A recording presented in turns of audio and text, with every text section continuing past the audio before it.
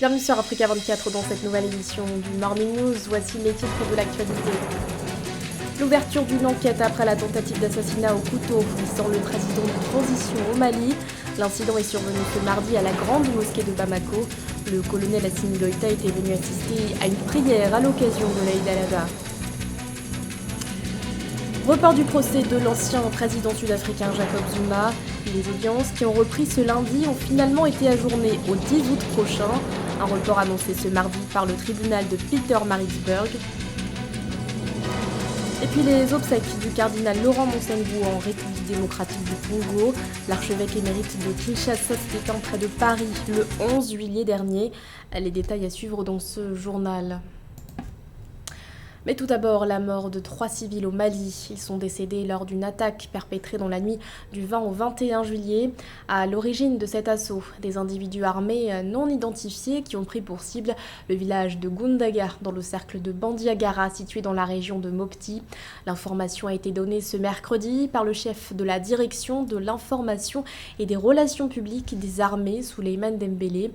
Toujours selon la même source, cette attaque a également causé d'importants dommages matériels. Une dizaine de maisons ont été détruites et le poste de sécurité aurait été ravagé par les flammes. Le Mali, où parallèlement les autorités ont ouvert une enquête après la tentative d'assassinat visant le président de transition Assimi Goïta. Un incident survenu ce mardi 20 juillet à la grande mosquée de Bamako. Après avoir été arrêté, l'auteur présumé de l'attaque était ce mercredi toujours interrogé par les services de renseignement maliens. Si son identité n'a pas encore été confirmée, l'assaillant serait un enseignant. Les précisions d'Alexandre Ondoar. Le président par intérim du Mali, Assimi Goïta, a été la cible ce mardi 20 juillet d'une tentative d'attaque au couteau lors des prières de l'Aïd al-Adha à la grande mosquée de Bamako. Selon un communiqué de la présidence sur Twitter, l'attaquant a immédiatement été neutralisé. Voilà, les forces de ceux qui ont été aux vestes noires, les forces présidentielles, ils ont maîtrisé la situation.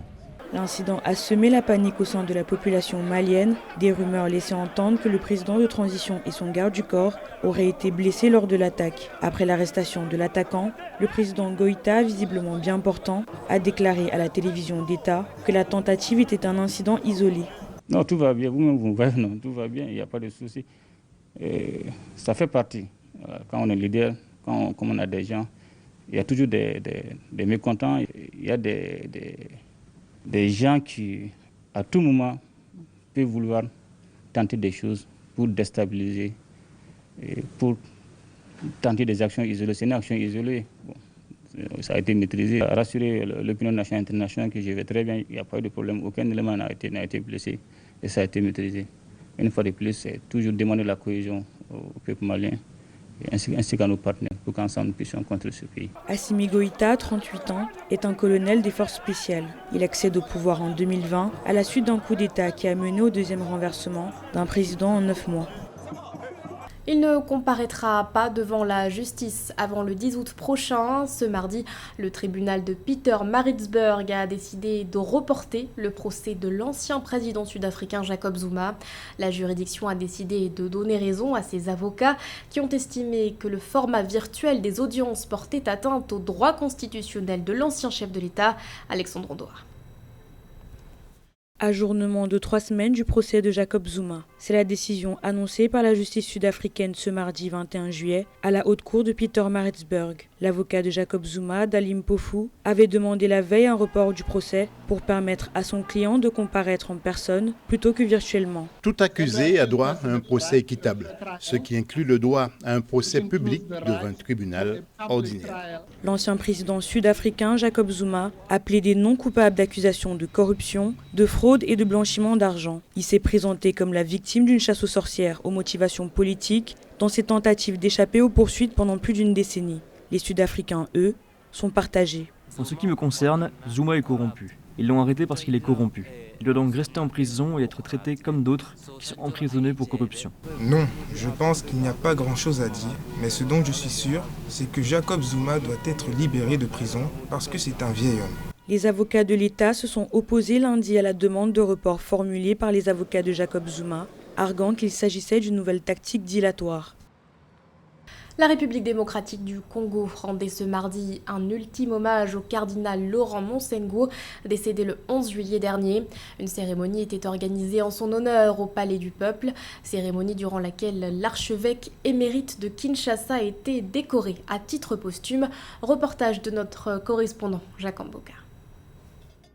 Décédé le 11 juillet à Paris, Laurent Monsengo, archevêque émérite et cardinal de la RD Congo, a reçu ce mardi 20 juillet les hommages de tout un peuple à l'un de ses dignes fils. C'était au cours d'une célébration eucharistique célébrée par le cardinal Fridolin Ambongo.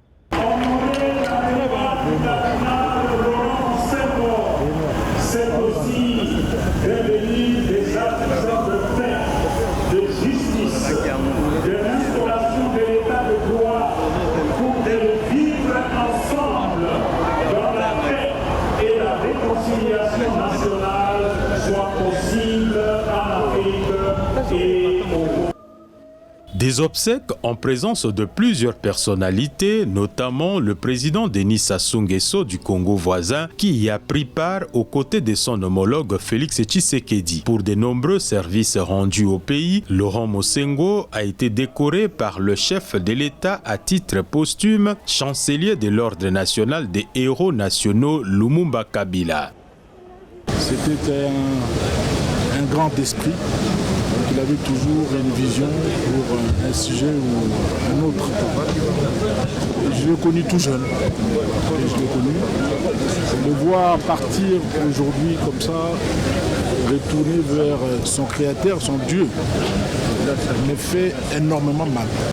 Troisième cardinal de la République démocratique du Congo, Laurent Monsengo, laisse un héritage grandiose par son engagement pour un état de droit et démocratique. Son discours en faveur du petit peuple fait de lui un grand défenseur du bien-être de la population congolaise. Ce n'est donc pas seulement un pasteur qui est parti, mais un acteur clé de la vie politique qui n'a jamais gardé le silence face à l'injustice.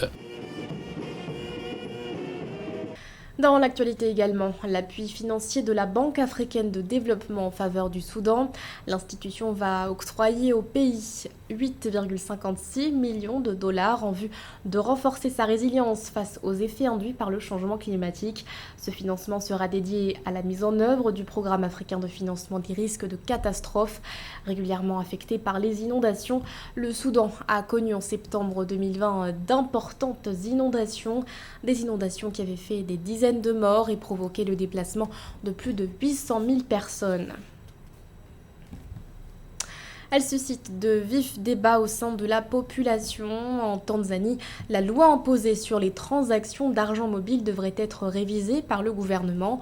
Une information délivrée par le ministre des Finances, Mwigulu Nchemba, qui appelle la population au calme. À noter que cette taxe est entrée en vigueur le 15 juillet dernier. Un sujet de Corinne Néoné, commenté par Ruth Moussi.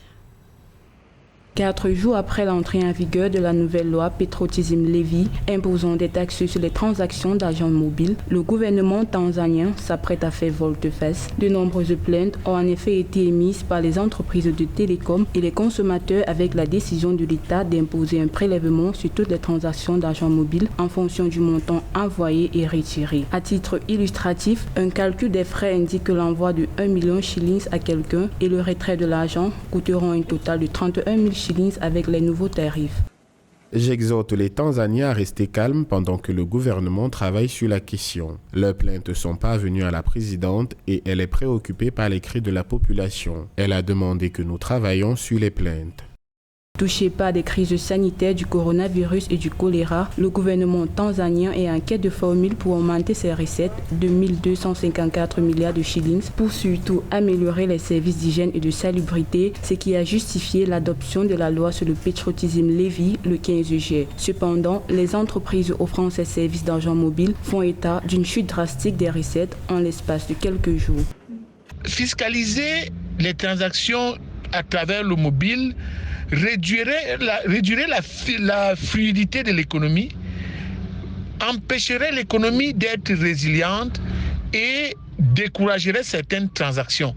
Elle va étouffer les petits épargnants, les petites et moyennes entreprises et le réseau agricole.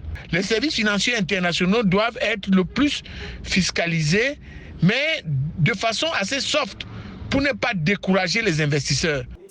Bien que le prélèvement soit désormais juridiquement contraignant avec son adoption par le Parlement, le gouvernement s'est réuni en urgence pour examiner à nouveau la question. Il a affirmé que les experts du ministère des Finances et ceux des technologies de l'information et de la communication travaillent sur les aspects qui peuvent être modifiés. La question sera résolue définitivement, a cependant rassuré le ministre des Finances. Faire de la Côte d'Ivoire un hub médical en Afrique de l'Ouest, c'est l'objectif affiché par le Premier ministre Patrick Achi lors de la signature d'un accord de financement entre le gouvernement et la Société financière internationale le 16 juillet dernier. Un appui financier de 300 millions de dollars qui va permettre à la Côte d'Ivoire de développer son secteur médical. Mildred Diamou. 300 millions de dollars pour faire de la Côte d'Ivoire un véritable hub médical en Afrique de l'Ouest. Les fonds provenant de la Société financière internationale soutiendront le développement du secteur médical du pays. L'accord a été signé par le gouvernement ivoirien et l'organisation du groupe de la Banque mondiale le 16 juillet 2021. Notre objectif est de faire en sorte que le secteur privé grandisse et grandisse très vite. L'un des axes forts du projet de société que nous avons est de faire en sorte que les Ivoiriens qui ont entrepris, qui ont créé des cliniques, aient la possibilité de passer de cliniques en centres hospitaliers, en hôpitaux sous-régionaux, pour que la Côte d'Ivoire devienne une destination de tourisme hospitalier, un hub médical. Décaissé dans le cadre du programme pour l'accès aux équipements médicaux en Afrique, ce financement servira à accompagner les acteurs privés du secteur médical ivoirien, notamment les petites et moyennes entreprises exerçant dans le domaine de la santé. Les fonds permettront également aux cliniques d'obtenir leurs équipements à bas coût et avec un accès plus facile aux pièces de rechange. Le président de la République ivoirien, tout son gouvernement ont bien vu de mettre ces moyens à la disponibilité du secteur privé. Maintenant, il faut un suivi, il faut un bon casting de ceux du secteur privé qui effectivement peuvent contribuer à améliorer le plateau technique du secteur santé ivoirien. Il ne faut pas qu'il y ait de complaisance parce que la difficulté que nous avons en Afrique, le plus souvent, il y a des bonnes intentions, il y a de l'argent, beaucoup d'argent dépensé et après il n'y a pas de résultats. Mais je pense que le gouvernement ivoirien prendra des dispositions nécessaires pour que les acteurs sélectionnés soient suivis et effectivement contribuer à l'amélioration du secteur santé ivoirien et par là faire de la Côte d'Ivoire un hub médical en Afrique. Notons que cet accord s'inscrit dans le cadre du programme de développement du secteur public de la santé mis en œuvre par le gouvernement ivoirien. En 2019, les autorités avaient annoncé la mobilisation de 3 milliards de dollars pour des investissements dans le domaine de la santé sur la période 2020-2024. Ce journal a été réalisé par l'ensemble de la rédaction. Merci de votre fidélité. L'actualité continue sur Africa Monde.